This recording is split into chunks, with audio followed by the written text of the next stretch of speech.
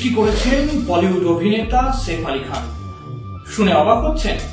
হ্যাঁ, অবাক হওয়াই তো স্বাভাবিক, কারণ পুলিশ সূত্রে পাওয়া খবর অনুযায়ী আমরা ইতিমধ্যেই জেনে গিয়েছি যে বুধবার রাত 2টো নাগাদ এক অজ্ঞাত পরিচয়ের দুষ্কৃতী এলো পাথারি ছুরির আঘাতে রীতিমতো আহত হয়ে মুম্বাইয়ের ব্যান্ড্রা লীলাবতী হাসপাতালে ভর্তি আছেন এই বলিউড অভিনেতা। কিন্তু আপনার মনে এই প্রশ্ন আসা স্বাভাবিক যে কেন আমরা এই ভিডিও শুনতেই বললাম যে আতঙ্ক সৃষ্টি করছেন সৈফ আলী খান। এখানে তো দেখা যাচ্ছে যে আতঙ্ক সৈফ আলী খান সৃষ্টি করেননি, করেছেন ওই অজ্ঞাত পরিচয়ের দুষ্কৃতী। আসলে আমরা এখন কথা বলবো সৈফ আলী খান অভিনীত সেই সব চরিত্র নিয়ে যা বলিউডে তার অনুরাগীরা দেখে রীতিমতো আতঙ্কিত হয়ে উঠেছিলেন। হ্যাঁ, আমরা কথা বলবো বলিউড অভিনেতা সৈফ আলী খানের বেশ কয়েকটি নেগেটিভ চরিত্র নিয়ে যা ইতিমধ্যে সেলিব্রেটেড এবং যথেষ্ট জনপ্রিয়।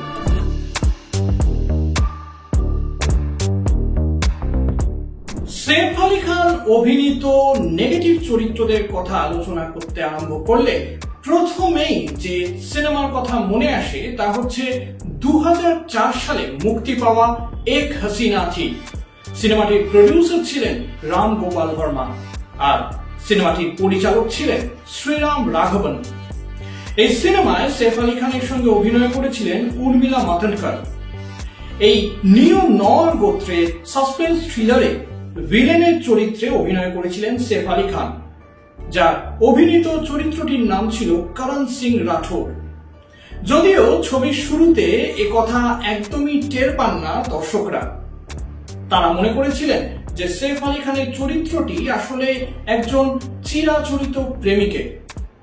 সিনেমা এগোতেই দেখা যায় দর্শকদের এই ধারণা সম্পূর্ণ ভুল। মনে রাখতে হবে এক হাসিনা থিতে যে সময় নেগেটিভ চরিত্রে অভিনয় করছেন সৈফ আলী খান, সেই সময় তিনি কিন্তু ক্যারিয়ারের বেশ শীর্ষে ছিলেন। সেই সময়ের বলিউডের শীর্ষস্থানীয় নায়কদের অনেকেই এই চরিত্রটি করতে হয়তো অস্বীকারই করতেন। একমাত্র শাহরুখ খান ছাড়া ক্যারিয়ারের শীর্ষে থাকা অবস্থায় এখনকার বলিউড নায়কদের মধ্যে এরকম ভাবে নেগেটিভ চরিত্রের উপস্থাপনের উদাহরণ খুব একটা দেখা যায় না। এক হাসিনা থিতে সৈফ আলী খানের নেগেটিভ চরিত্রটি দর্শকদের মনে রীতিমতো আতঙ্কের সৃষ্টি করেছিল। হল থেকে বেরিয়ে তারা একথাও আলোচনা করেছিলেন যে এরকম শির দ্বারা হিম বইয়ে দেওয়া একজন চরিত্রের ভূমিকায় কিভাবে অভিনয় করলেন একদা বলিউডের চকলেট বয় সৈফ আলী খান।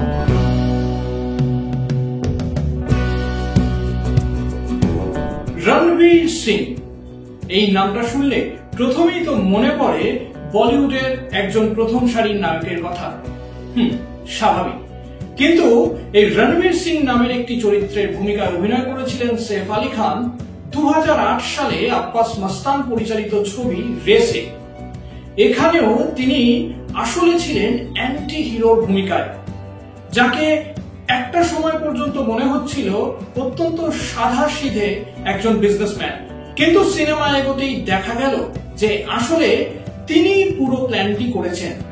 সব ধরনের ঘটনাই সিনেমায় ঘটছে তার পরিকল্পনা মাফিক। এই রণবীর সিং অভিনীত চরিত্রটি সৈফ আলী খান এত দুর্ধর্ষভাবে করেছিলেন যে রেস বলতে তার নাম ওতপ্রোতভাবে মিশে যায় তারপর থেকেই। 2008 সালের সিনেমা রেস বক্স অফিসে দুর্দান্ত সাফল্য পেয়েছিল, যে সাফল্যের পেছনে সৈফ আলী খানের এই নেগেটিভ চরিত্রের ভূমিকা কেউই অস্বীকার করতে পারেন না। রেস 2 ছবিতেও অভিনয় করেছিলেন সৈফ আলী খান এই রণবীর সিং এর ভূমিকায়। তবে ততদিনে দর্শক কিন্তু জেনে গিয়েছিলেন যে আসলে তিনি সেই ব্যক্তি যিনি এই সিনেমার প্রত্যেকটি মুহূর্ত জুড়ে কলকাঠি নাড়ছেন। তবে রেস অর্থাৎ 2008 সালের প্রথম সিনেমাটি ছিল একেবারেই পাথ ব্রেকিং। সৈফ আলী খান অভিনীত নেগেটিভ চরিত্রদের কথা বলতে গেলে রেসের কথা কেউই ভুলতে পারবেন না।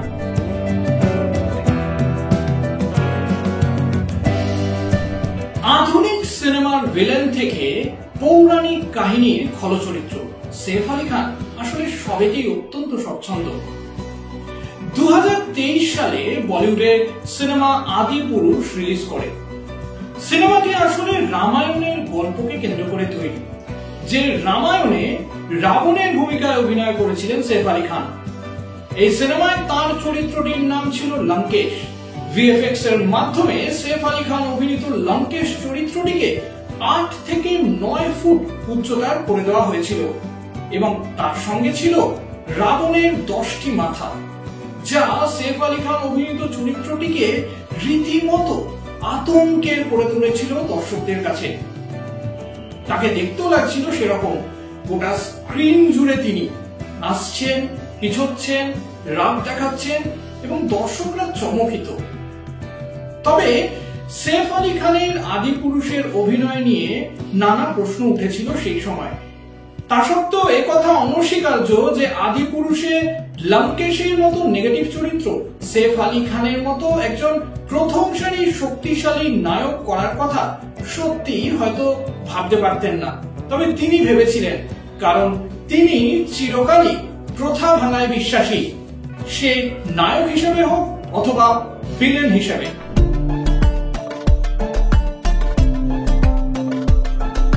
সাসপেন্স থ্রিলার থেকে পৌরাণিক কাহিনী, এবার শেক্সপিয়ারের চরিত্র সৈফ আলী খান। 2006 সালে বিশাল ভরদ্বাজ পরিচালিত ছবি ওমকারাতে ল্যাংড়া ত্যাগীর ভূমিকায় অভিনয় করেছিলেন শর্মিলা পুত্র। তবে এই চরিত্রে অভিনয় করতে গিয়ে প্রচুর ঘাম ঝরাতে হয়েছিল সৈফ আলী খানকে, কারণ ল্যাংড়া ত্যাগী চরিত্রটি আসলে সত্যিই ছিল একজন হাড়হিম করা খলনায়কের। শোনা গিয়েছিল ল্যাংড়া ত্যাগী চরিত্রটি পর্দায় ভালোভাবে ফুটিয়ে তোলার জন্য, আরো বিশ্বাসযোগ্যভাবে ফুটিয়ে তোলার জন্য নিজের গায়ের রং রীতিমতো ট্যান করেছিলেন মাসের পর মাসের পরিশ্রমে সৈফ আলী খান। ওথেলোর ভূমিকা অভিনয় করেছিলেন অজয় দেবগন, আর ইয়াগোর ভূমিকা অভিনয় করেছিলেন সৈফ আলী খান। এই চরিত্র অভিনয়ের জন্য শুধুমাত্র অনুরাগীদেরই নয়, ফিল্ম সমালোচকদেরও প্রভূত প্রশংসা পেয়েছিলেন শর্মিলা পুত্র।